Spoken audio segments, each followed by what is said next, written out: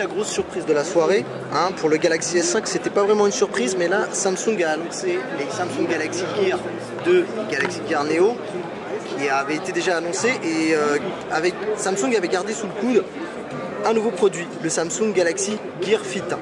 Ce n'est pas vraiment une smartwatch, on appellerait plutôt ça un bracelet connecté, même si on a l'heure. Et ces bracelets connectés est plus orienté pour le sport.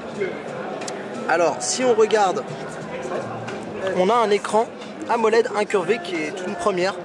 À la différence du Galaxy G Flex, on ne peut pas le tordre, c'est un fixe.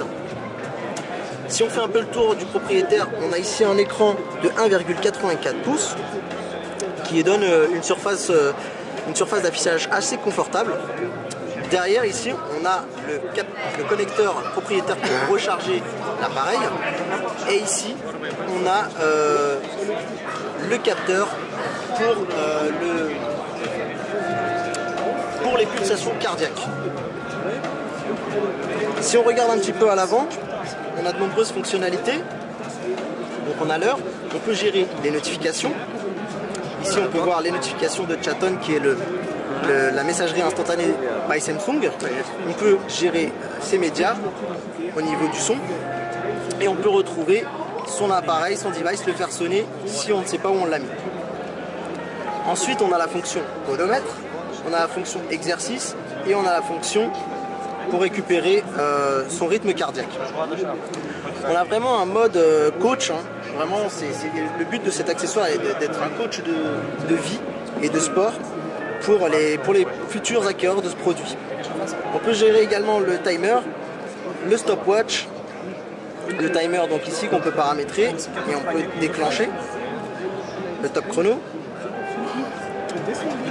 ici le chronomètre, puisqu'avant c'était plutôt le compte à rebours.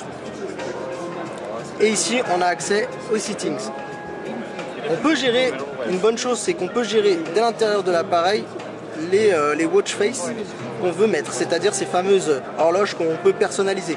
Ce qui est intéressant puisque dans certaines smartwatches on doit absolument passer par l'interface du smartphone pour pouvoir changer une watch face. Ici Samsung a eu la très bonne idée de pouvoir le faire puisque ça évite de sortir son smartphone afin de devoir changer. On peut gérer ici le fond d'écran aussi. Bien entendu on ne mettra pas un fond d'écran ultra travaillé, mais ça permet en fonction des humeurs et en fonction des envies de pouvoir changer et de donner un aspect un peu neuf au produit.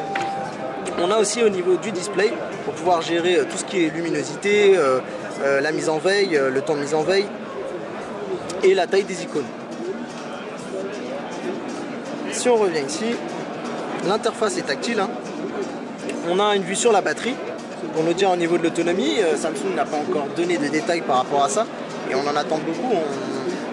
Le Super AMOLED l'AMOLED même, je dirais, est une technologie d'écran qui ne consomme pas beaucoup. D'ailleurs, ce qui vous repérez que dans les menus, Samsung a eu la bonne idée de mettre du noir puisque seuls les pixels qui sont colorés consomment de l'énergie. Tout ce qui est noir sont des pixels éteints. Ce qui est très bien pour l'autonomie. Donc je vous dirais même, petite astuce, si vous obtenez un jour ce produit, essayez de mettre un fond d'écran noir, ça accroîtra l'autonomie. Et voilà, on a fait un peu le tour de ce produit. On n'a pas encore de date et de disponibilité de prix sur ce type de produit. On va essayer d'avoir quelques infos et puis suivez-nous sur Android MT. Dès qu'on sait quelque chose, vous serez les premiers avertis. Merci.